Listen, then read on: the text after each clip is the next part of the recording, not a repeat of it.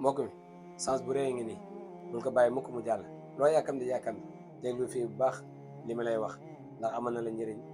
lool sax. avant loolu ñu ngi leen ñaan mbokk mi bu fekkee abonné go suñu chaîne abonné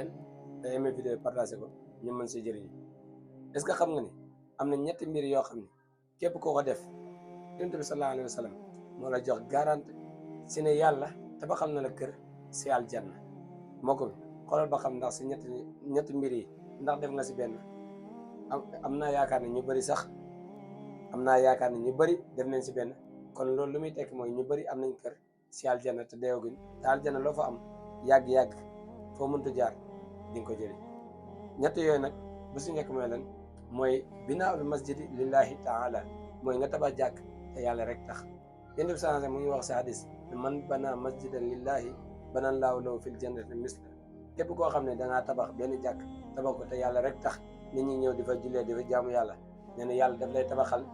jàkka ju mel noonu kër gu mel noonu bu ko dàq sax boo xam ne dafay double rafetaay bii nii ci aljanna te boo dee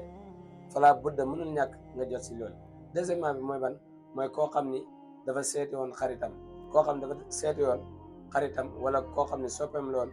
te mu bëgg ko te yàlla rek tax waaye mu seeti ko tamit te yàlla rek tax nekkul benn intérêt boo xam ni moo ko tax a yóbbu si xaritam. te loolu yonent bi sallallahu alayhi wasallam nee na man aada maridan aw zaara aqallahu fillah naadaahu munaadiyaani tibta wa taaba mamsaaka tabawwata min al jannati manzilan. képp koo xam ne dafa dem seeti ku feebar te yàlla rek tax wala mu dem seeti visiter koo xam ne mbokkam la woon te yàlla rek tax nee na ñaari malaaka ñoo koy woo ne ko ey yow de yoon bi nga jël noonu mooy yoon bu baax bi sax si te bul mos a bàyyi te nga xam ni yàlla mu ngi lay préparé yaa ngi préparé yow sa bopp sa kër si aljanna. troisièmement bi mooy kan te mooy fi ñuy terminé mooy koo xam ni dafa am doom ndeysaan doom ji ba muy nekk xale si la ko yàlla daal di jël avant moom mesure mu daal di muñee loolu yàlla bañ a nekk foofu di jooy di yuuxu ak di sànni ay loxoom waaye nag mu daal di wax inna lillahi wa inna ilayhi rajiun si yàlla lañ jigoy te si yàlla la ñuy delloo mbir yëpp si yàlla ndeysaan di ko jooy xol bañ nangu dogal daal. yàlla suñu borom subhanahu wa taala malaaka yi bu ñëwee da leen laaj ne leen sama jàmbe nag ngeen def ak moom ginnaaw bi ngeen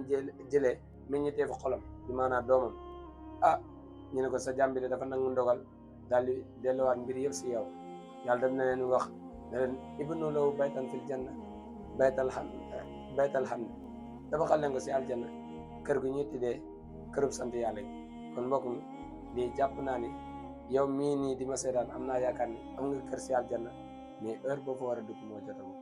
kon gars yi partagé leen vidéo yi ñëpp mën si jëriñ yaa ngi jëf si beneen vidéo incha allah.